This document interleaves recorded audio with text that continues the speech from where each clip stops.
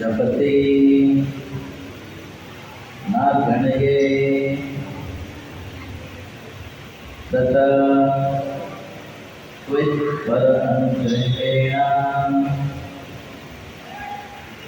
रुद्र उवाच तव वरद वरदानशेषान्ते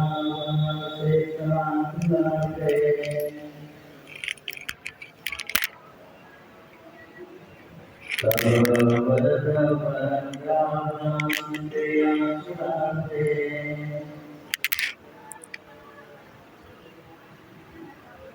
यपि मुनिभिरसत्तेनादरेर्हन्ये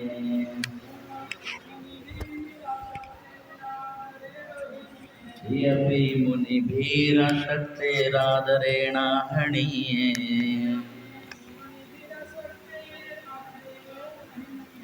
यदि रसितधियं मा विद्यलोकपवित्रम्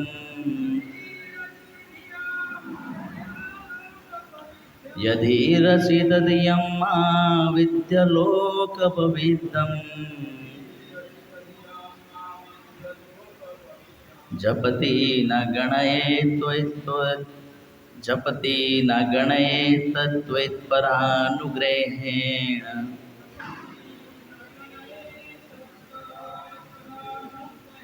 जपति न गणयेत् त्वत्परानुग्रहेण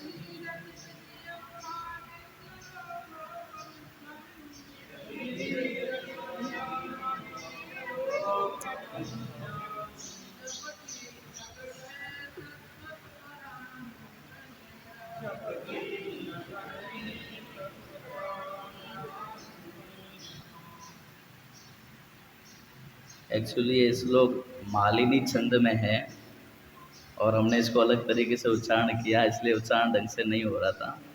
इसका छंद मालिनी छंद है, जिसमें 8 शब्दों के बाद में रति लगता है ना। रति के बाद में पीछे 7 शब्द होते हैं। टोटल एक लाइन में 15 शब्द होते हैं, है ना।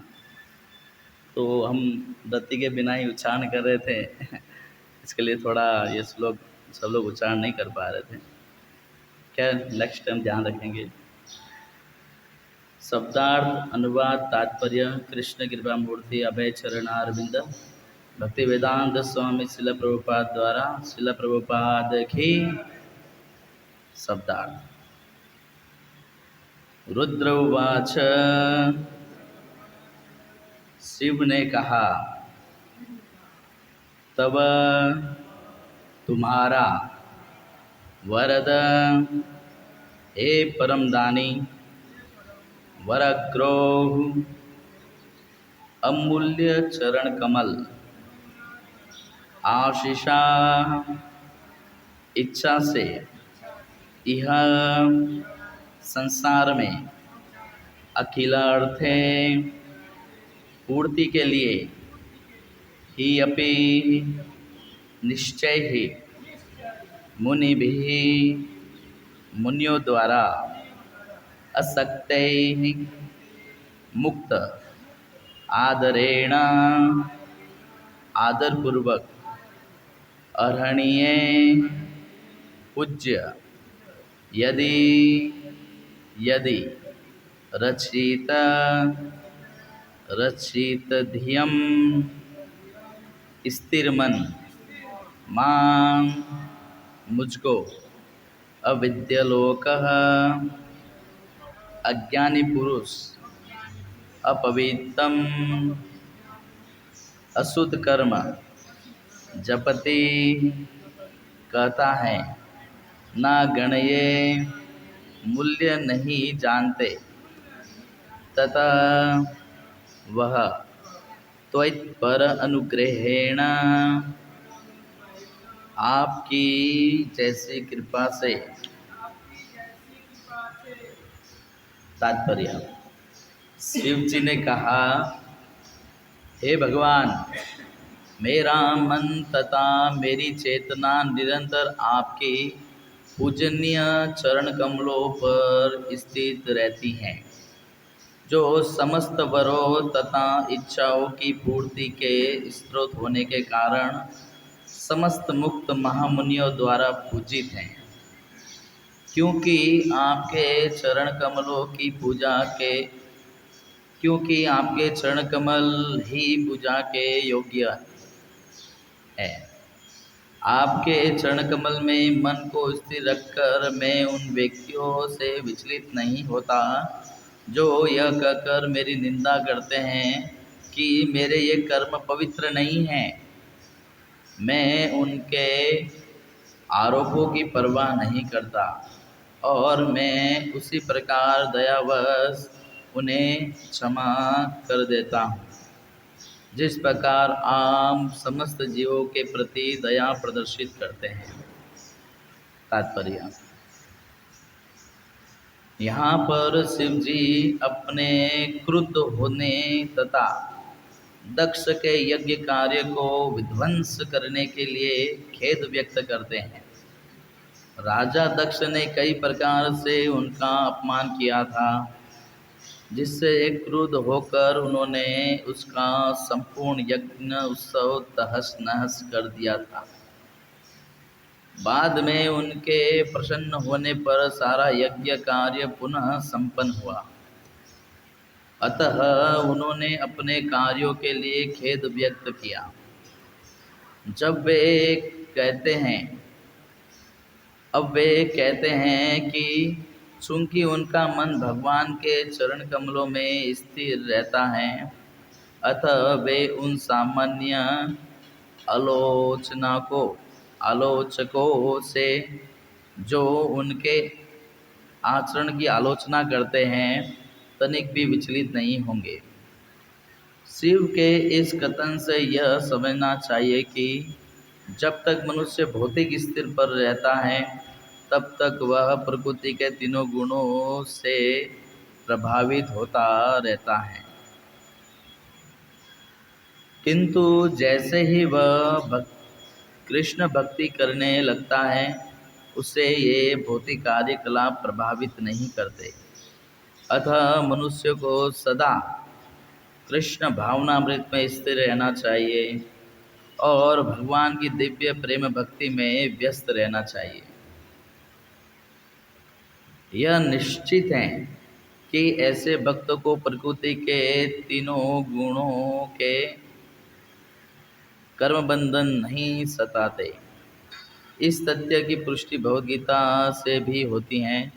जो भगवान की दिव्य सेवा में अनुरक्त हैं वह समस्त भौतिक गुणों को पार करके ब्रह्म साक्षात्कार की स्थिति को प्राप्त होता है, जिसमें उसे भौतिक वस्तुओं के पीछे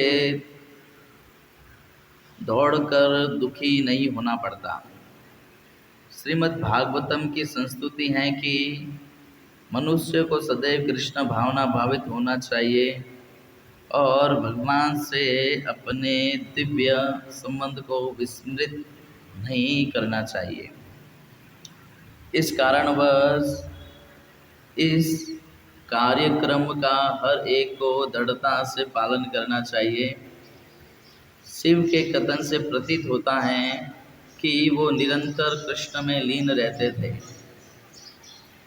जिससे वे भौतिक तापों से दूर रहे। अतः एकमात्र औषधि है कि दृढ़ता से कृष्ण भक्ति की जाए, जिससे भौतिक गुणों के कलमश से बाहर निकला जा सकता है। ओम ज्ञानतिमिरन्धस्य ज्ञानाञ्जनशलाकया चक्षुरोन्मिलितं येन तस्मै श्रीगुरुवे नमः। श्रीचैतन्यमनोभीष्टं स्थापितं येन भूतले स्वयं रूप गदामह्यं ददाति स्वपदान्तिकं। वन्देऽहं श्रीगुरो श्रीयुतापदकमलं श्रीगुरोन् वैष्णवांश्च श्रीरूपं साग्रजातं सगण रघुनाथान्वितं तं सजीवं साद्वैतं सावधूतं परिजनसहितं कृष्णचैतन्यदेवं श्रीराधाकृष्णपदान् सगण ललिता श्रीविशाखान्वितं च। नमो विष्णुपदाय कृष्णपृष्ठाय भूतले श्रीमते भक्तिवेदांत स्वामिनिधि नामिने।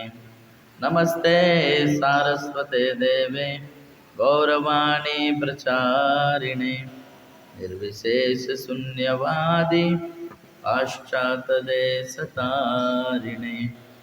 हे कृष्णा करुणा सिंधु दीनबन्धो जगत्पते गोपेश गोपिका कांत राधाकांत नमस्तुते।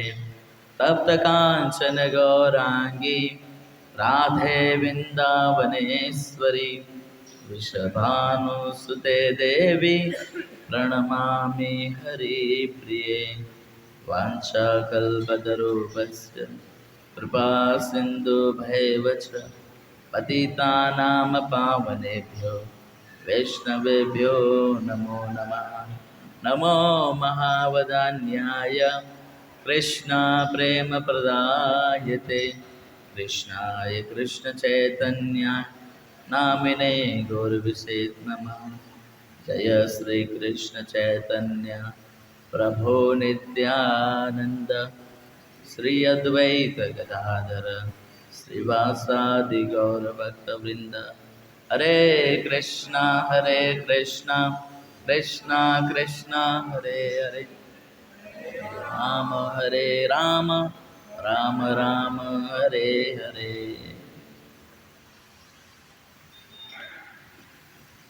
दक्ष प्रजापति के परिणाम स्वरूप कार्य स्वरूप भगवान सबके सामने प्रकट हुए हैं।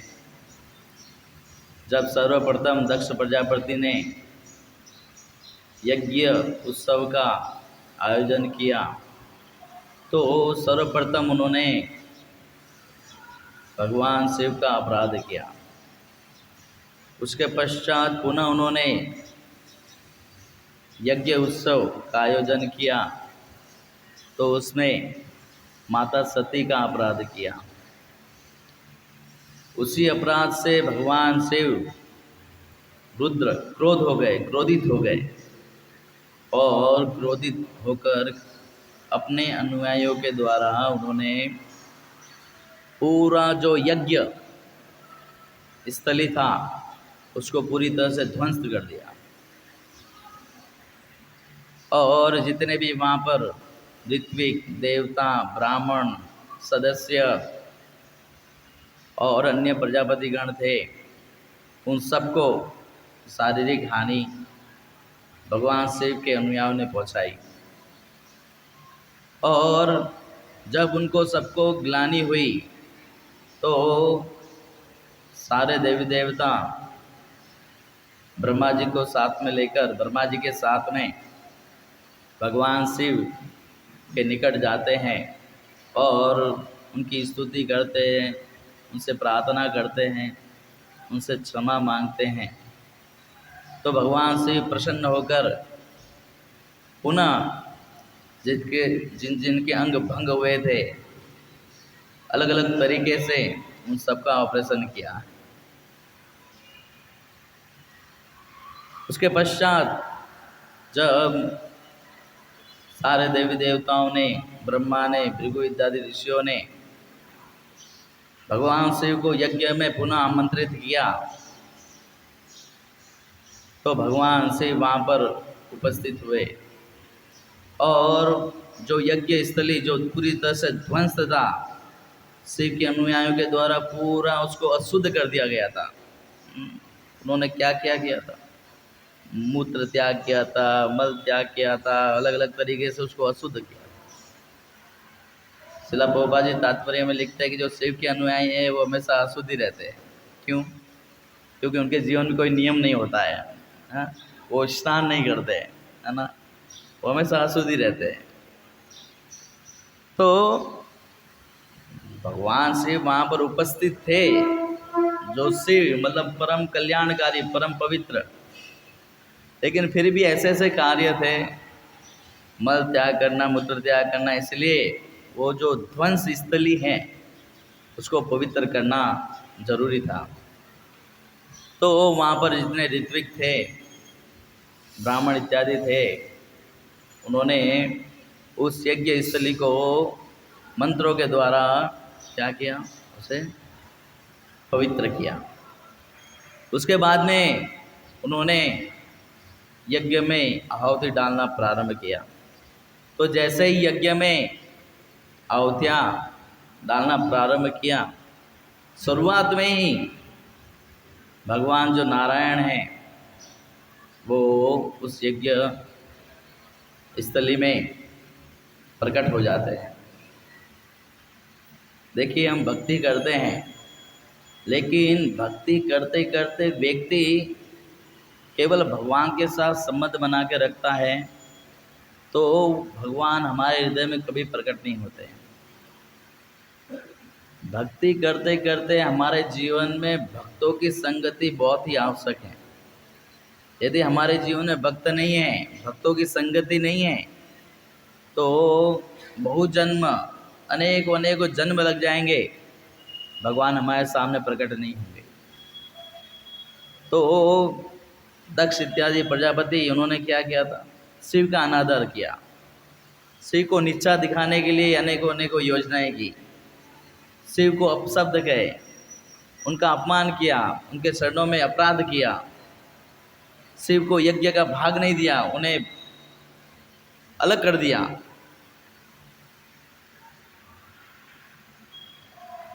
तो ऐसा जो भक्ति है भक्त का, उसके द्वारा कभी भी भगवान जो है प्रकट नहीं होते। ये में भक्ता जना पार्थ न में भक्ता सते जना मद भक्ता नाम से। क्या कहा?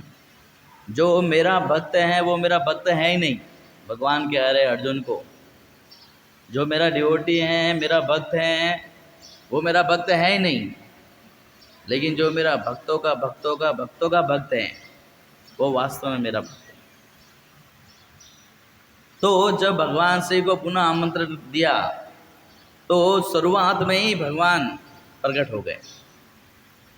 और भगवान प्रकट होते हैं, उसमें भगवान का कितना सुंदर रूप है, उन रूप का वर्णन किया गया है। उसके बाद में सब भगवान का स्तुति करना प्रारंभ करते हैं।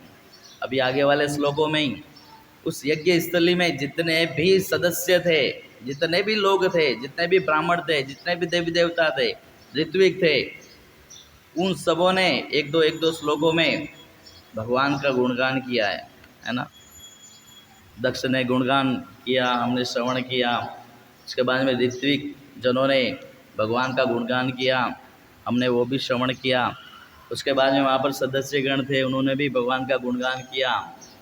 अभी आज के श्लोक में रुद्र उवाच, भगवान शिव जी जो हैं वो भगवान का गुणगान स्तुति कर रहे हैं। और उस स्तुति के अंतर्गत भगवान शिव जो हैं वो क्षमा याचना कर रहे हैं कि मैंने इतना बड़ा जो यज्ञ ध्वंस किया है उसके लिए मैं क्षमा की याचना करता हूँ, मुझे माफ़ कर दीजिए। तो रुद्र उवाच, भगवान रुद्र ने भगवान की प्रार्थना की। क्या कहा? तब वरद वरांग्रह आशीषे यज्ञ अखिलार्थे। वरद, ए वरदान प्रदान करने वाले भगवान। देखिए, भगवान को वरद राज कहा गया है, वर प्रदान करने में राजा।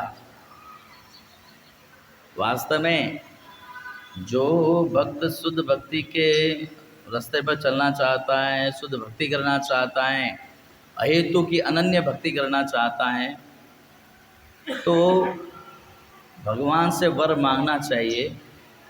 लेकिन क्या वर मांगना चाहिए?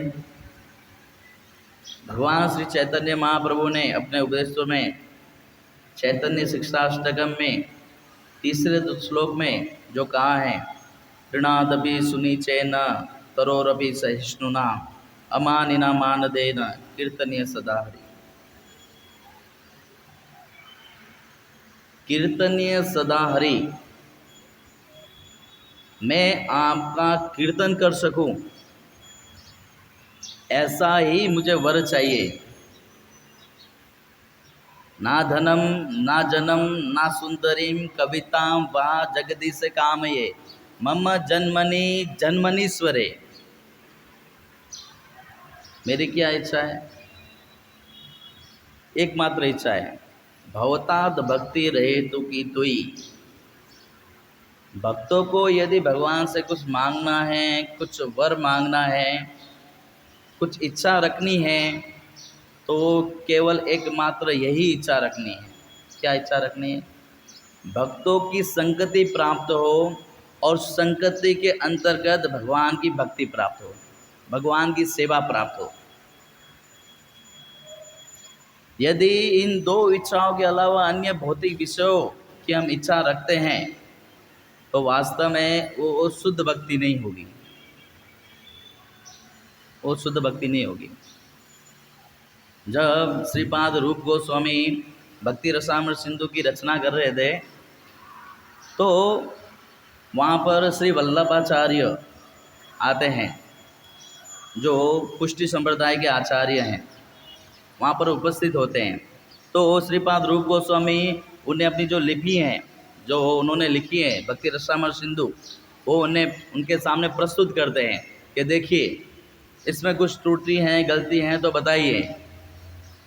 तो वहाँ पर वल्लभाचार्य भक्ति रसामृत सिंधु देखते हैं और देखकर एकदम आनंदित हो जाते हैं, एकदम गदगद हो जाते हैं, रोमांस अश्रु सब।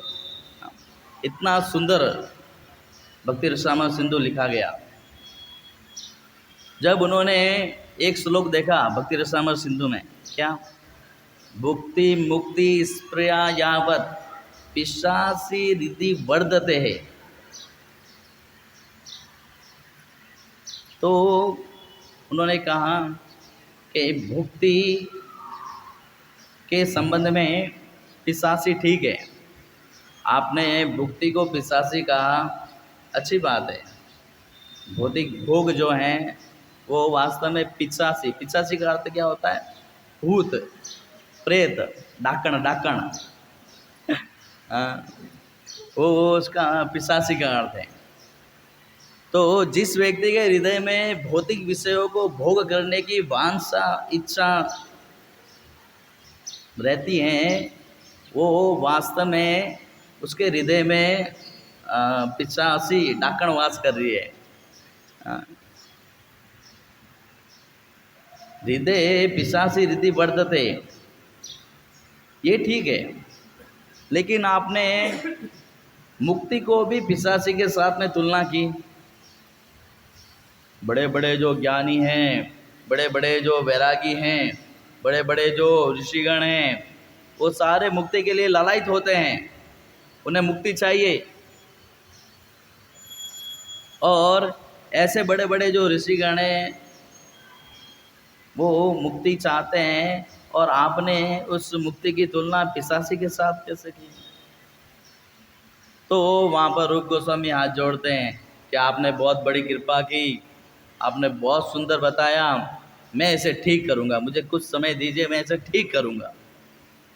और ये कहने के बाद में श्री वल्लभाचार्य जाते हैं, तो बाजू में ही श्रील जीव गोस्वामी वहाँ पर अपना कार्य करते करते उनकी जो वार्ता है वो सुनते हैं। अभी सामने रूप गोस्वामी गुरु हैं उनके, अब गुरु के सामने कैसे कुछ कहें। अभी जीव गोस्वामी के जगह पर हम होते तो तुरंत हम बोल देते, अरे नहीं नहीं मेरे गुरु ने से कुछ बोल देते। जब कोई बड़े बात कर रहे होते हैं तो वहाँ पर अधिकार देखना चाहिए, हमारा बोलने का अधिकार है कि नहीं है, वहाँ पर बोले कि नहीं बोले, कब बोलना चाहिए, कहाँ बोलना चाहिए, कैसे बोलना चाहिए, कितना बोलना चाहिए, ये भी व्यक्ति को जानकारी होना चाहिए। तो रूप गुण जीव गोस्वामी कोई साधारण नहीं थे, वो बड़े स्कॉलर थे। सारे शास्त्र जितना व्यासदेव जी ने लिखा है उतना जीव गोस्वामी ने अकेले लिख दिया है। 4 लाख से अधिक श्लोकों की उन्होंने अकेले रचना की है। जैसे रूप गोस्वामी जब कोई ग्रंथ लिखते थे और उसमें कोई एक पॉइंट बताते थे या एक श्लोक लिखते थे, एक श्लोक की रचना करते थे, तो उसके संबंध में कौन से शास्त्र में कौन सा श्लोक है धड़ धड़ धड़ धड़ धड़ करके बोल देते थे जीव गोस्वामी।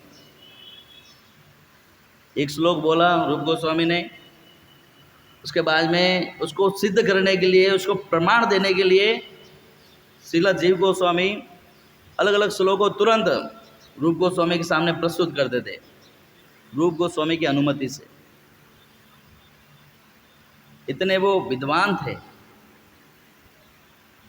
तो वो वहाँ पर बोल सकते थे कि वास्तव में मुक्ति भी पिशाची है। इस श्लोक पूरा इस प्रकार से है, भुक्ति मुक्ति स्प्रा यावत पिशाची रिधि वर्धते।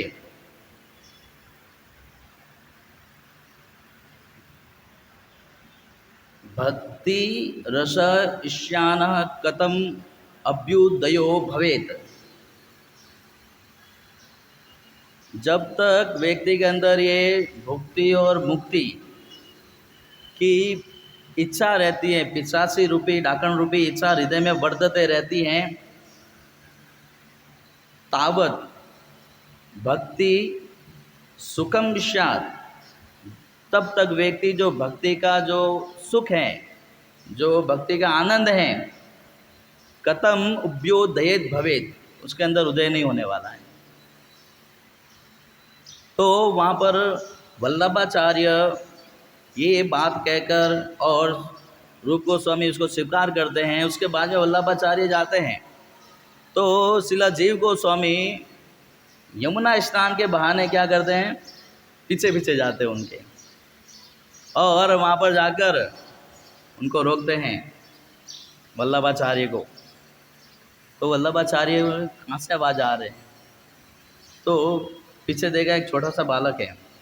उस समय श्रीपाद जीव गोस्वामी की जो आयु थी वो लगभग 15 से 17 वर्ष की आयु के अंतर्गत थी, छोटे थे एकदम। तो वल्लभाचार्य ने कहा तू कौन? तो जीव ने कहा मैं जीव। तो वल्लभाचार्य ने कहा सभी जीव है, उसमें से तू भी एक जीव है, तू कौन सा जीव है? बोले मेरा नाम जीव है मेरा नाम जीव है। मैं बोले ओ तू वास्तव में जीव है।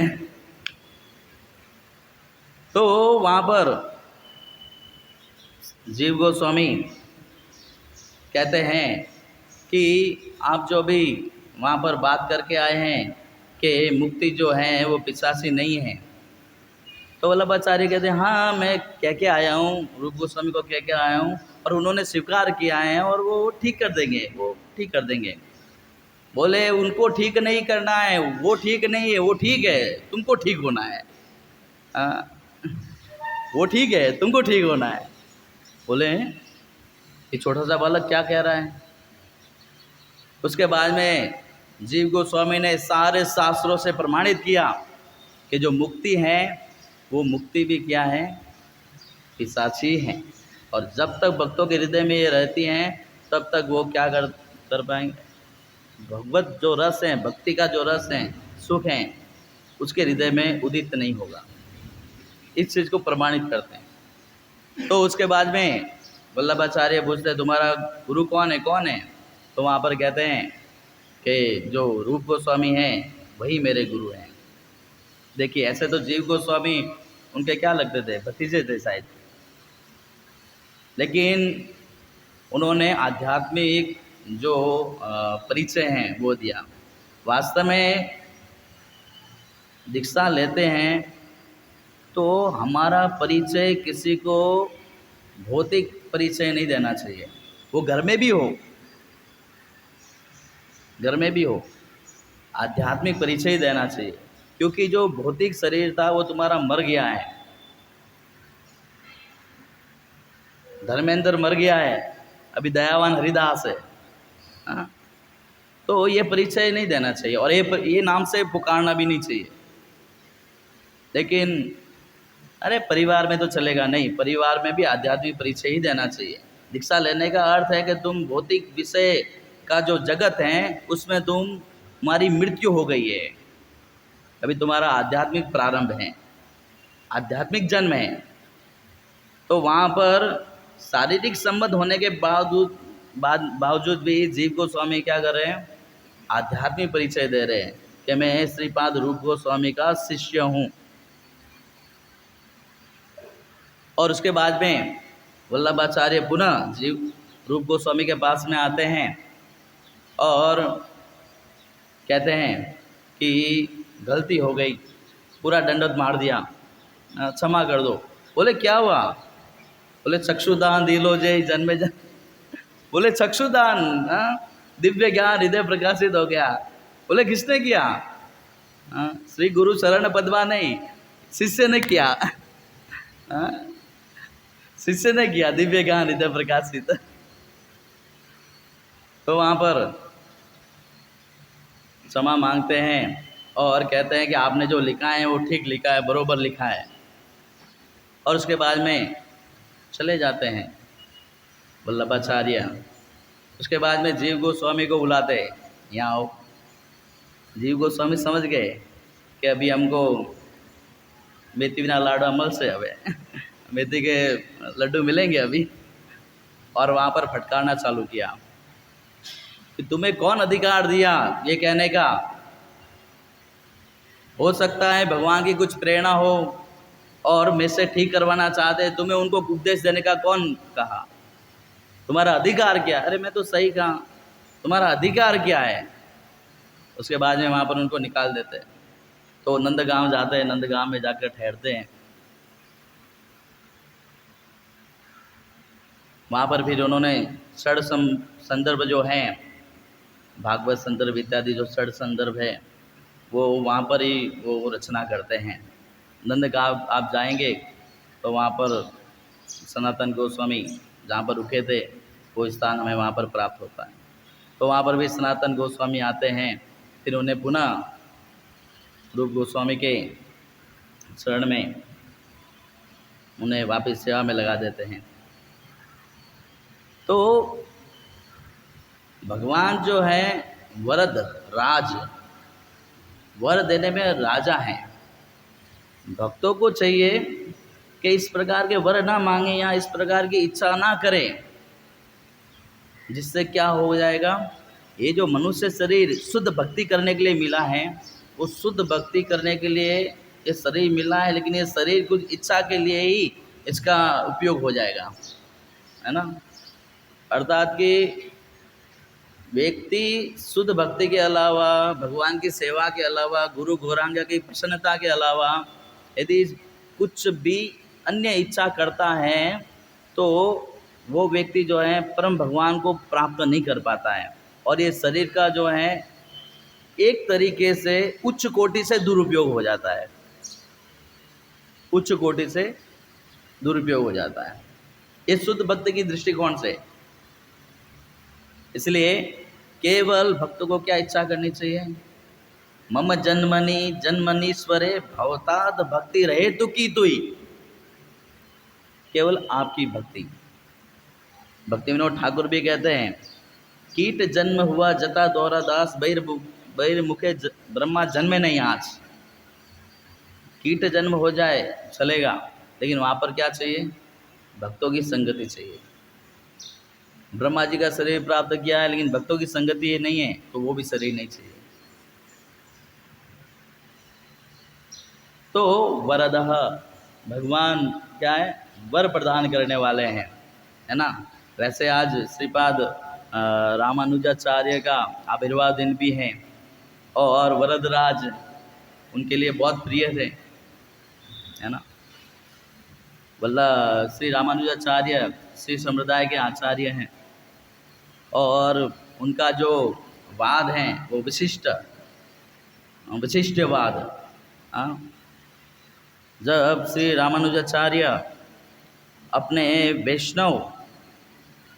श्री वैष्णव का जो प्रचार है वो करने में एकदम एक्सपर्ट हुए और उनका बहुत विख्यात हुआ, बहुत यश फैल गया, तो अन्य जो विरोधी जो शैव थे वो अनेकों प्रकार की योजना बनाने लगे श्रीपाद रामानुजाचार्य को वध करने के लिए। वहाँ पर वहाँ का जो राजा हैं, 16 राज्य, जो शैव था, कट्टर शिव का भक्त था, और जितने भी वैष्णव हुआ करते थे उन सबको पकड़ प्रताड़ित करता था और उनसे ये कहलवाता था कि भगवान शिव परम हैं और बाकी सब जितने भी हैं उनके अनुचर है, दास है, और सारे वैष्णव को वो परेशान करता था। इसलिए उनको एक नाम भी दिया था वो राजा को, कृमि कीट, अर्थात एक नरक है ना, एक नरक का नाम है कृमि कीट। कीड़े पड़े, इसको कीड़े पड़े क्यों, ये बाद में जब रामानुजाचार्य को उन्होंने मारने के लिए प्रयास किया था तो वो सारे भक्तों ने नाम रख दिया था, कीड़े पड़े इसको। जब उन्होंने सैनिकों को भेजा कि सारे लोग जो है, मैं जो कह रहा हूँ कि शिव जी जो है परम है, सब लोग स्वीकार कर रहे हैं, लेकिन ये रामानुजाचार्य स्वीकार नहीं कर रहा है, अपने सैनिकों को भेजा, उन्हें पकड़ के लेके आओ, बंदी बना के लेके आओ, उनका वध कर देंगे। तो जाते हैं सैनिक लोग उनको पकड़ने के लिए, और ये जो सैनिक आने वाले हैं इनकी खबर उन तक पहुंच जाती है। तो वहाँ पर उनके एक शिष्य हैं, उन शिष्य ने क्या किया, वो ग्रस्त थे, लेकिन उन्होंने अपना जो वस्त्र हैं वो वस्त्र उन्हें प्रदान किया, और जो रामानुजाचार्य सन्यासी हैं उन सन्यासियों का वस्त्र खुद धारण कर लिया। उसके बाद में वो सैनिक उस ग्रस्त जो रामानुजाचार्य के शिष्य हैं उनको पकड़ के लेके चले जाते हैं, उनको रामानुजाचार्य समझकर, और उन्होंने अपने गुरु को जंगल के रास्ते से भेज दिया था। तो वहाँ पर शिष्य रूपी जो रामानुजाचार्य हैं उनको वहाँ पर राज्यसभा में लेके आकर उनको पूछते हैं कि भगवान कौन है। तो उन्होंने कहा भगवान विष्णु हैं। उन्हें प्रताड़ित किया, बोले ऐसा नहीं, ऐसा बोलो, भगवान शिव हैं और बाकी जितने भी हैं सब उनके अनुचर हैं। तो उन्होंने कहा ऐसे मैं कैसे बोल दूं, आप शास्त्रार्थ करो मेरे साथ, ऐसे मैं कैसे बोल दूं। तो राजा को कुछ आता नहीं था, तो उन्होंने विद्वानों को बुलाया, तो विद्वानों के साथ उनकी चर्चा हुई, उन्होंने शास्त्रार्थ किया। तो वहाँ पर जो रामानुजाचार्य के जो शिष्य हैं उन्होंने क्या किया, उन सबको परास्त कर दिया, हरा दिया, और वहाँ पर ये स्थापना की कि भगवान जो विष्णु हैं वो परम आदि हैं। तो फिर भी वो राजा जो है इतना दुष्ट था, ये स्वीकार करने को तैयार नहीं था। उन्होंने पत्र मंगवाया और लिखो, बोलो लिखो यहाँ पर, बोला लिखो यहाँ पर कि जो शिव हैं वो परम श्रेष्ठ हैं और जो अन्य जो हैं वो सब उनके नौकर चाकर हैं।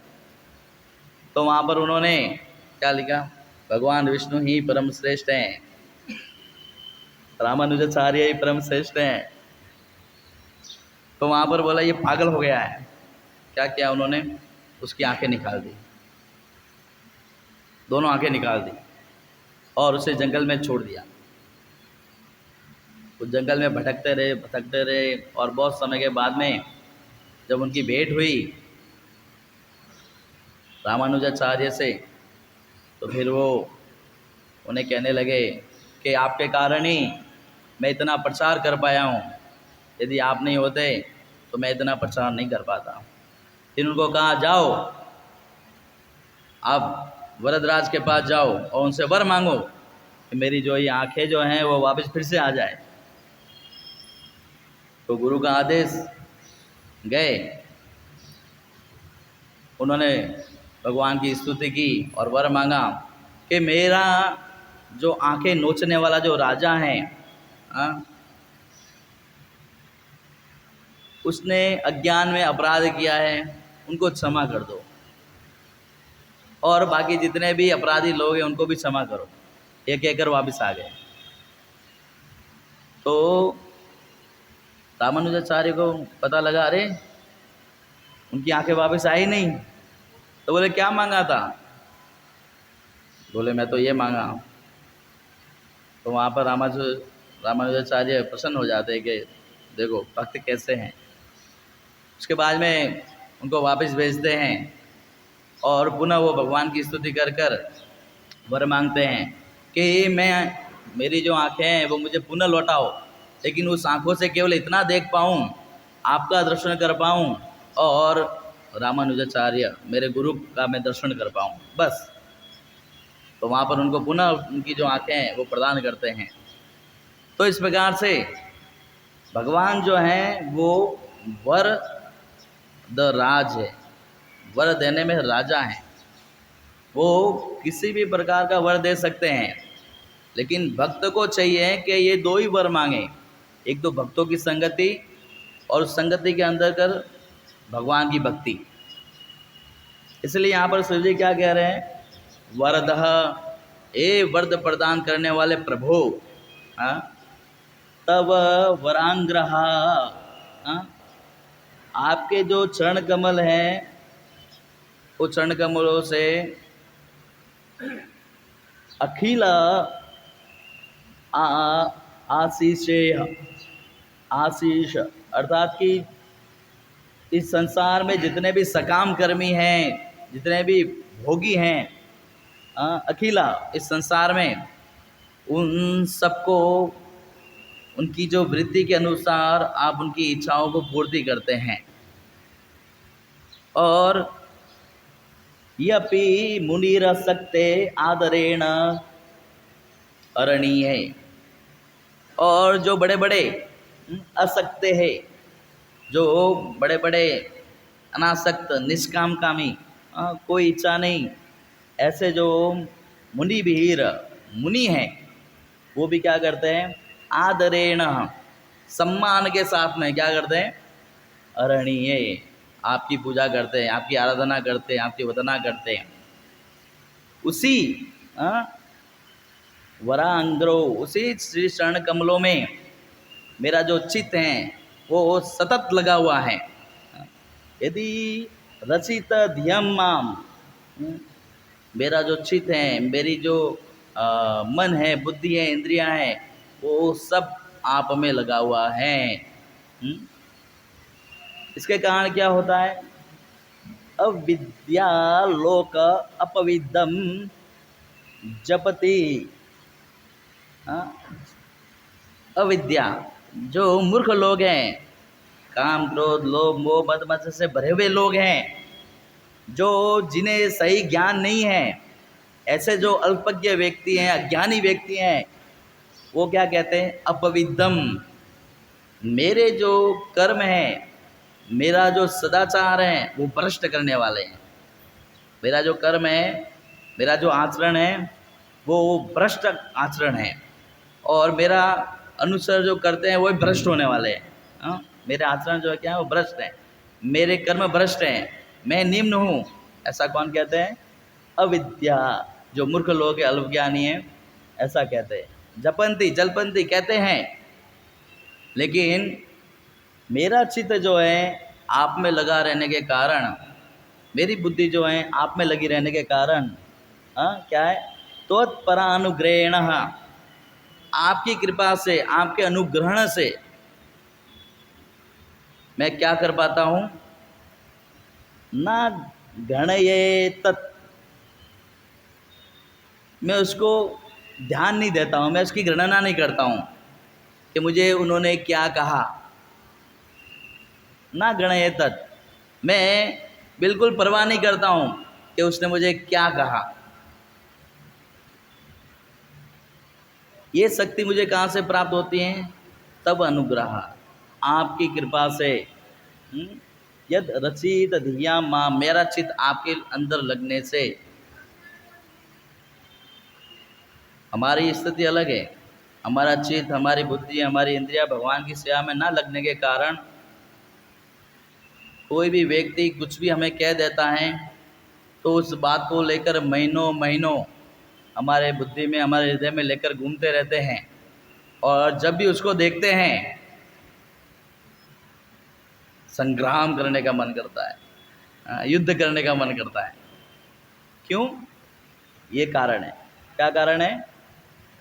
कि व्यक्ति का चित्त, मन, बुद्धि वो भगवान के सेवा में नहीं लगा है, भगवान में नहीं लगा है, और उसके कारण क्या है? अनुग्रहण नहीं है, भगवान की कृपा नहीं है, और वो ना होने के कारण ये जो है ना गणय तत्, ये नहीं होता है। गणय तत् होता है, ना गणय तत् नहीं होता है। वो गिनता है, इसने मुझे ऐसा कह दिया, इसने मुझे ये बोल दिया, इसने मुझे ये कहा था, इसने मुझे वो कहा था, इसने ऐसा वो वैसा। अरे भाई, इतने शास्त्र हैं, इतने स्तव हैं, इतने स्तुति हैं, इतने वेद पुराण क्या क्या हैं, बोलने के लिए बहुत कुछ है, विचार करने के लिए बहुत कुछ है। ये छोटी छोटी बातें क्यों विचार करना? जो व्यक्ति इनके अंदर विचार नहीं करता है, इन विषयों के अंदर विचार नहीं करता है, वो व्यक्ति तुच्छ विषयों के ऊपर विचार करता है। जो व्यक्ति इसके ऊपर विचार विमर्श नहीं करता है, भागवत के ऊपर, वो व्यक्ति अन्य भौतिक विषयों के ऊपर विचार विमर्श करता है। विचार विमर्श तो वो करता है। इसलिए व्यक्ति को चाहिए कि अपना मन, अपनी इंद्रियों को भगवान की सेवा में लगाए। उससे क्या होगा? इस भौतिक जगत की जो तुच्छ विषय हैं, वो विषय जो हैं उस व्यक्ति को विचलित नहीं करेगी, वो बिल्कुल विचलित नहीं होगा जब उसका चित्त, बुद्धि भगवान के शरण में लगा है। इसलिए यहाँ पर जो शिव जी हैं वो भगवान से प्रार्थना कर रहे हैं कि मेरा जो मन है वो चित्त आप में लगा है, और इसी प्रकार से लगा रहें, ताकि मैं इन जो छोटी छोटी जो विषय हैं उससे विचलित ना हो। वास्तव में शिव जी विचलित नहीं हुए थे, बिल्कुल विचलित नहीं हुए थे, है ना। जब सर्वप्रथम दक्ष ने यज्ञ का आयोजन किया और उस आयोजन के अंतर्गत शिव जी का उन्होंने अपराध किया, शिव जी को अपशब्द गए, मरकट लोचना, बंदर जैसी आंखों वाला, बहुत बहुत अपशब्द गए। इतने अपशब्द कहने के बाद में भी शिव जी जो हैं वो बिल्कुल विचलित नहीं हुए।